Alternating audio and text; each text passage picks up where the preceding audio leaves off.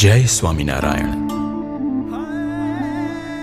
સૌરાષ્ટ્ર પ્રદેશના મોરધારાના ડુંગરોમાંથી ઉદ્ભવીને વહેતી માલણ નદીના કાંઠે સ્થિત આ મહુવા નગરમાં બોચાસણવાસી શ્રી અક્ષર પુરુષોત્તમ સ્વામિનારાયણ સંસ્થાના પ્રાંગણમાં આપનું સ્વાગત છે.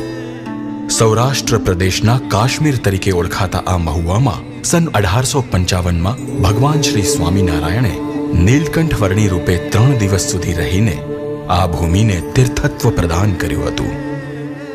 આ મહુવાનું એ તીર્થત્વ સનાતન ધર્મના ઇતિહાસનું એક મહત્વપૂર્ણ પૃષ્ઠ ત્યારે બની ગયું જ્યારે ભગવાન શ્રી સ્વામિનારાયણના બીજા આધ્યાત્મિક વારસદાર બ્રહ્મ સ્વરૂપ ભગતજી મહારાજનો અહીં પ્રાદુર્ભાવ થયો.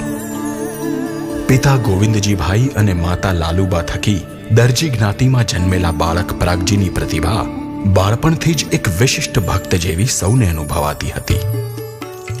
બાળક પરાગજી મંદિરના ચોગાનમાં બાળ મિત્રોને કુંડાળે વાળીને નાચતા કૂદતા સૌને હરિનામની ધૂનમાં જોડી દેતા.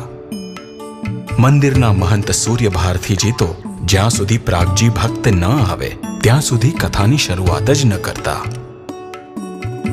5 વર્ષના પરાગજી ભક્ત નિશાળેથી જ બાળ મિત્રોને લઈને સીધા માલણ નદીને કાંઠે પહોંચી જતા અને ત્યાં તેમને વાલ્મીકી રામાયણની કથા કરીને આધ્યાત્મિક અને વ્યાવહારિક બોધ આપતા. એક ઉત્સવ પ્રસંગે માતા લાલુબાએ 7.5 શેર ભાર ચૂરમું બનાવ્યું હતું. તે બધું જ ચૂરમું બાળક પરાગજી ભક્ત જમી ગયા અને પછી ઘરના માળિયા પર જઈને સૂઈ ગયા અને પછી માળિયેથી પરસાળમાં કૂદકો મારીને બહાર પણ નીકળી ગયા. આવા અનેક અલૌકિક પ્રસંગો અને અનુભવોના કારણે માત્ર દરજી પરિવાર જ નહીં પરંતુ નાગરોની નાત અને સમગ્ર ગ્રામજનોને પણ પ્રતીતિ થઈ ગઈ હતી કે પરાગજી ભક્ત જન્મજાત યોગ સિદ્ધ હતા. પરાગજી ભક્તનું શરીર તો બાળક ન હતું પણ એ શરીરની અંદરનો માયલો કોઈ સામાન્ય નહીં પણ કંઈક જુદો જ અલૌકિક કક્ષાનો હતો. આવા દિવ્ય બાળક પરાગજી ભક્ત સાથેની પ્રથમ મુલાકાતમાં જ મહાન યોગી ગોપાળાનંદ સ્વામી બોલી ઉઠ્યા કે આ પરાગજી તો આ જન્મે મોટા સંતને ખરેખરા રાજી કરશે અને કંઈક કેટલાયને સાચા ભક્ત બનાવશે. અને એવા મોટા સંતની ઓળખાણ પણ ગોપાળાનંદ સ્વામીએ જ પરાગજી ભક્તને કરાવી. વરતાલમાં એક પ્રસંગે ગોપાળાનંદ સ્વામીએ કહ્યું કે પરાગજી, શ્રીજી મહારાજ એટલે કે ભગવાન સ્વામિનારાયણને સર્વ અવતારના અવતારી પરબ્રહ્મ પુરુષોત્તમ જાણી લે અને આ સામે પોઢેલા ગુણાતીતાનંદ સ્વામીને અક્ષર બ્રહ્મ માનીને તેમને ગુરુ કરીને તેમની સાથે જીવ જોડી દે તો ત્યાગી રહે કે ગૃહસ્થ પણ શ્રીજી મહારાજથી છેટું ન રહે અને એ વિના તો બંનેને છેટું રહે. વડતાલમાં દેહ ત્યાગ કરતા પહેલા પણ ગોપાળાનંદ સ્વામીએ એ જ મર્મની વાત કરતા કહ્યું કે જૂનાગઢના જોગી ગુણાતીતાનંદ સ્વામી તો શ્રીજી મહારાજને રહેવાનું સાક્ષાત અક્ષરધામ છે. શ્રીજી મહારાજ તેમનાથી અણુ માત્ર છેટા નથી. મેં તો તેમનામાં વૃત્તિ જોડી દીધી છે એટલે હું તો દેહ મૂકીને અક્ષરધામને પામીશ. અને યાદ રાખજો, તમે પણ એ ગુણાતીતાનંદ સ્વામીને અક્ષર બ્રહ્મ માનીને તેમનામાં જોડાશો તો જ અક્ષરધામમાં શ્રીજી મહારાજનું યથાર્થ સુખ પામશો. આવા માર્મિક અંતિમ ઉપદેશ સાથે ગોપાળાનંદ સ્વામી શરીરથી મુક્ત થઈ ગયા અને તેમની પ્રેરણાથી પરાગજી ભક્ત જૂનાગઢ જઈને ગુણાતીત યુક્ત થઈ ગયા અને જૂનાગઢમાં ગુણાતીતાનંદ સ્વામી પાસેથી શુદ્ધ સ્વામિનારાયણીય જ્ઞાન મેળવવાનો નવો અધ્યાય શરૂ થઈ ગયો.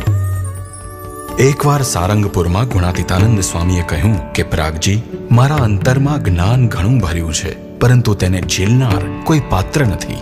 ત્યારે પરાગજી ભક્તે કહ્યું કે સ્વામી, એ જ્ઞાન મને આપો, હું એ જ્ઞાન આપની પાસેથી લઈને પ્રવર્તાવીશ. ત્યારે ગુણાતીતાનંદ સ્વામીએ કહ્યું કે તું સંસાર છોડીને અખંડ અમારી પાસે રહે અને દેહ ઇન્દ્રિયોના ચૂરે ચૂરા કરી નાખે ત્યારે એ જ્ઞાન તને મળે.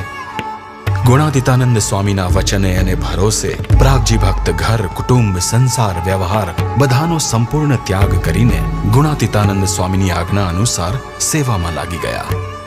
એકવાર જૂનાગઢમાં ગુણાતીતાનંદ સ્વામીએ સભા મંડપ માટે શોભે એવી મોટી ચંદની સીવવાની સંપૂર્ણ જવાબદારી પરાગજી ભક્તને સોંપી. પ્રાગજી ભક્તે તેની સંપૂર્ણ વ્યવસ્થા કરીને 10 દરજીઓ ભેગા થઈને જે ચંદની 2 મહિનામાં સીવીને બનાવી શકે તેવી ચંદની એકલા હાથે માત્ર 41 દિવસોમાં સીવીને બનાવી દીધી. આથી રાજી થઈને ગુણાતીતાનંદ સ્વામીએ જે જોઈએ તે માંગી લેવા કહ્યું. ત્યારે પ્રાગજી ભક્તે માંગ્યું, સ્વામી, મને તમારું જ્ઞાન આપો અને તમારું ઘર દેખાડો. મારા જીવને ઉત્તમ સત્સંગી કરો અને તમારાથી અને શ્રીજી મહારાજથી એક અણુ જેટલું પણ છેટું ન રહે એવું વરદાન આપો. પ્રાગજી ભક્તને મન દુનિયાની કોઈ પણ સુખ સાહેબી કે અપેક્ષાઓ કરતા ગુણાતીત જ્ઞાનનું મહત્વ ખૂબ વધારે હતું. ગુણાતીતાનંદ સ્વામીની આજ્ઞાથી જૂનાગઢ મંદિરના નિર્માણની સેવામાં પાયા ખોદવાથી લઈને રેતી ધોઈ ટોપલામાં ભરી અને પાયામાં નાખવાનું કામ પ્રાગજી ભક્તે એકલા હાથે જ પાર પાડ્યું. ચૂનાના મોટા મોટા કોથળાઓ ખભે ઊંચકીને હવાડામાં ખાલી કરીને ચૂનો અને પાણી ભેગા કરીને પગેથી કચડવાની સેવામાં પણ તેઓ લાગી ગયા. કેટલાકે કહ્યું કે પ્રાગજી, આ ચૂનાના છેરથી તું આંધળો થઈ જઈશ, તારા હાથ પગ ફાટી જશે. ત્યારે પ્રાગજી ભક્તે કહ્યું કે આ ગુણાતીતાનંદ સ્વામી ઉપર મારો દેહ કુરબાન છે, સર્વસ્વ કુરબાન છે. 23 કલાક સેવા અને માત્ર 1 જ કલાકનો આરામ આજ પ્રાગજી ભક્તનો નિત્યક્રમ બની રહ્યો હતો. એકવાર પ્રાગજી ભક્ત વાસણો ઉટકવાની સેવા કરી રહ્યા હતા.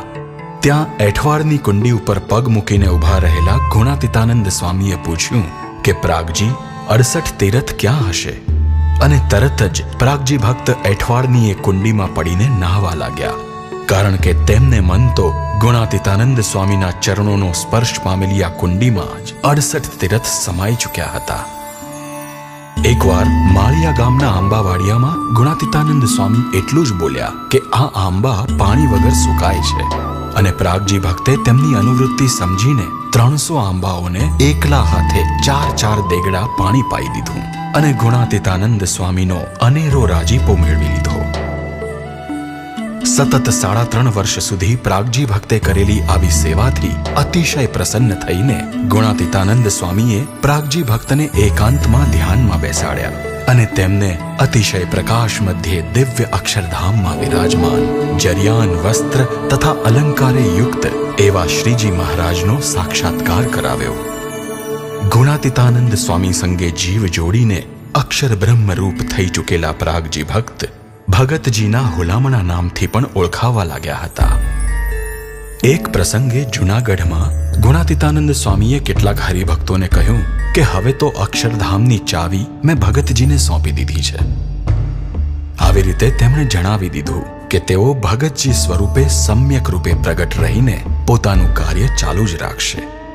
અને ભગતજી મહારાજને પણ આજ્ઞા કરી કે પ્રાગજી, હવે સમગ્ર સત્સંગમાં તું શ્રીજી મહારાજના પરબ્રહ્મ સ્વરૂપની સાથે સાથે મારું મૂળ અક્ષર બ્રહ્મ સ્વરૂપ પણ પ્રસિદ્ધ કર. ગુણાતીતાનંદ સ્વામીની આજ્ઞાથી હવે તો ભગવાન શ્રી સ્વામિનારાયણ પ્રબોધિત અક્ષર પુરુષોત્તમ સિદ્ધાંતનું પ્રતિપાદન ભગતજી છડે ચોક કરવા લાગ્યા. શ્રીજી મહારાજના સમયના મોટા હરિભક્ત વાઘા ખાચર જેવા કેટલાયને તેમણે ઉપાસનાની સાચી સમજણ દ્રઢ કરાવી કે શ્રીજી મહારાજ પરબ્રહ્મ પુરુષોત્તમ છે અને ગુણાતીતાનંદ સ્વામી જ મૂળ અક્ષર બ્રહ્મ છે. એ અક્ષર બ્રહ્મ સંગે આત્મબુદ્ધિ કરીને અક્ષર રૂપ થઈને જ અક્ષરધામમાં પરબ્રહ્મ શ્રીજી મહારાજને પામી શકાય. આ ઊભું છે તે અક્ષર, આ સૂતું છે તે અક્ષર, આ બોલે છે તે અક્ષર અને આ ચાલે છે તે અક્ષર, એમ દરેક સમયે દરેક ક્રિયામાં ગુણાતીતાનંદ સ્વામીને અક્ષર બ્રહ્મ તરીકે ઓળખાવતા ભગતજીનો પ્રતાપ સત્સંગમાં વધતો જતો હતો. તે જોઈને કેટલાક ગેરમાર્ગે દોરાયેલા દ્વેષીઓએ ભગતજીને સત્સંગમાંથી વિમુખ જાહેર કર્યા અને તેમને ઝેર આપીને મારી નાખવાના પ્રયત્નો સુદ્ધા કર્યા. પણ ભગતજીએ તો ઝેર પચાવીને પણ પોતાનું કાર્ય ચાલુ જ રાખ્યું. એકવાર અમદાવાદના મંદિરની બહાર ઊભા રહીને ગુણાતીતાનંદ સ્વામીના દર્શન કરતા કરતા વિમુખ જાહેર કરાયેલા ભગતજીએ કહ્યું કે આ સાક્ષાત અક્ષરધામ ચાલ્યું જાય છે, દર્શન કરી લ્યો. તે સાંભળીને ખૂબ રાજી થકા ગુણાતીતાનંદ સ્વામીએ કહ્યું કે આ ભગતજી જ ખરો એકાંતિક સત્સંગી છે અને એને વિમુખ કહેનારા તો પોતે જ વિમુખ છે. ગુણાતીતાનંદ સ્વામીએ અનેકવાર ભગતજી ઉપર પોતાનો અતિશય રાજીપો વરસાવીને ભગતજીને પોતાના જેવા ગુણાતીત કરી દીધા હતા એ વાત સમગ્ર સત્સંગ સમાજમાં પ્રચલિત થઈ ચૂકી હતી. અને હવે તો ગુણાતીતાનંદ સ્વામી અનેક પ્રસંગે કહેવા લાગ્યા હતા કે હવે તો સત્સંગમાં ફરશું અને મહુએ જઈને રહેશું. આવી રીતે સાનમાં અને સાનમાં સમગ્ર સત્સંગ સમાજને ભગતજી દ્વારા અખંડ પ્રગટ રહેવાનો વિશ્વાસ આપીને ગુણાતીતાનંદ સ્વામી ગોંડલમાં દેહ ત્યાગ કરીને અક્ષરધામમાં પધાર્યા. પણ તેમણે પોતાનું કાર્ય બ્રહ્મ સ્વરૂપ ભગતજી મહારાજ દ્વારે અખંડ પ્રગટ રહીને ચાલુ જ રાખ્યું. એકવાર ભગતજીએ આગેવાન હરિભક્ત એવા કોઠારી બેચર ભગતને તેમનું કેડિયું સીવી આપીને સાનમાં કહ્યું કે આ તો દેહનું કેડિયું છે, આત્માનું કેડિયું પણ સીવવું હોય તો મારો સમાગમ કરજો.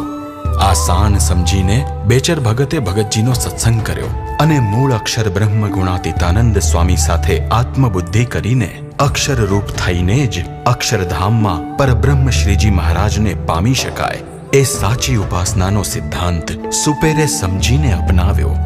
સત્સંગ સમાજમાં આવા નાના મોટા કેટલાયને અક્ષર પુરુષોત્તમની નિષ્ઠા દ્રઢ કરાવતા ભગતજીના પ્રથમ દર્શને જ વરતાલમાં એક યુવાન સાધુ યજ્ઞપુરુષદાસજીનો જીવ ભગતજીમાં જોડાઈ ગયો. ભગતજી મહારાજે સાધુ યજ્ઞપુરુષદાસજીને પોતાના અતિ પ્રિય શિષ્ય તરીકે સ્વીકારીને તેમનામાં અક્ષર પુરુષોત્તમની શુદ્ધ ઉપાસનાના સંસ્કાર અને સમજણ અતિશય દ્રઢ કરાવ્યા. અને એ જ સાધુ યજ્ઞપુરુષદાસ એટલે કે શાસ્ત્રીજી મહારાજ દ્વારા અખંડ પ્રગટ રહેવાનું વચન આપીને ભગતજી મહારાજ મહુવા ખાતે સ્વતંત્ર થકા દેહ ત્યાગ કરીને અક્ષરધામમાં પધાર્યા. પરબ્રહ્મ શ્રી સ્વામિનારાયણ અક્ષર બ્રહ્મ ગુણાતીતાનંદ સ્વામી અને બ્રહ્મ સ્વરૂપ ભગતજી મહારાજના જ પદચિહ્નો પર ચાલતા થકા શાસ્ત્રીજી મહારાજે BAPS બોચાસણવાસી શ્રી અક્ષર પુરુષોત્તમ સ્વામિનારાયણ સંસ્થાની સ્થાપના કરી અને મંદિરોના નિર્માણ તેમજ બીજા અનેક કાર્યો દ્વારા અક્ષર પુરુષોત્તમના સનાતન સિદ્ધાંતનું રક્ષણ, સંવર્ધન અને પોષણ કર્યું. બ્રહ્મ સ્વરૂપ શાસ્ત્રીજી મહારાજનું એક કાર્ય બ્રહ્મ સ્વરૂપ યોગીજી મહારાજ અને બ્રહ્મ સ્વરૂપ પ્રમુખ સ્વામી મહારાજે સમગ્ર વિશ્વમાં એવું ફેલાવ્યું કે આજે વિશ્વભરમાં BAPS સંસ્થાના 1200 કરતાંય વધુ મંદિરો, 4200 કરતાંય વધુ સત્સંગ કેન્દ્રો અને લાખો હરિભક્તોના ઘરોમાં સ્વામિનારાયણની શુદ્ધ સનાતન ઉપાસનાનો અક્ષર પુરુષોત્તમ સિદ્ધાંત સતત ગુંજી રહ્યો છે. ભગવાન શ્રી સ્વામિનારાયણ, તેઓના આધ્યાત્મિક વારસદારો અને તેઓનું કાર્ય આજે જીવંત છે પ્રગટ બ્રહ્મ સ્વરૂપ મહંત સ્વામી મહારાજ દ્વારા, જેમની પ્રેરણાથી ભગતજી મહારાજને સમર્પિત મહુવાનું આ ધામ નિર્માણ પામ્યું છે. નાનકડા એવા આ મહુવા ગામના એક દરજી પરિવારમાં જન્મેલા બ્રહ્મ સ્વરૂપ ભગતજી મહારાજ આજે સમગ્ર વિશ્વના ખૂણે ખૂણે મૂર્તિમાન સ્વરૂપે વિરાજમાન થઈ ગયા છે. તેમનામાંથી પ્રેરણા લઈને વિશ્વભરમાં નાના મોટા આબાલ વૃદ્ધ એવા લાખો લોકો ઉચ્ચ સનાતન આધ્યાત્મિક મૂલ્યોને જીવનમાં અપનાવી રહ્યા છે. ભગવાન શ્રી સ્વામિનારાયણ અને તેઓનું મહાન કાર્ય સદૈવ જીવંત રહેશે અને સનાતન ધર્મના સચોટ સિદ્ધાંત માટે મહુવાના ભગતજી મહારાજે આપેલા અનેરા યોગદાનની ગાથા પણ સદૈવ સૌની સ્મૃતિમાં રહેશે. એક ગૃહસ્થ તરીકે રહીને પણ સર્વોચ્ચ આધ્યાત્મિક ભૂમિકા કેવી રીતે પ્રાપ્ત કરી શકાય તેનું સર્વોત્તમ ઉદાહરણ ભગતજી મહારાજે પૂરું પાડ્યું છે.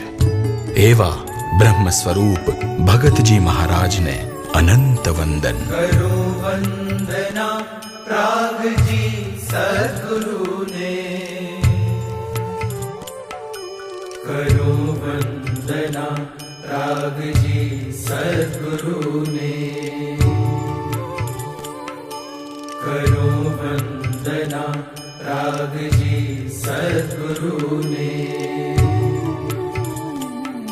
કરો વંદના રાગજી સદ્ગુરુ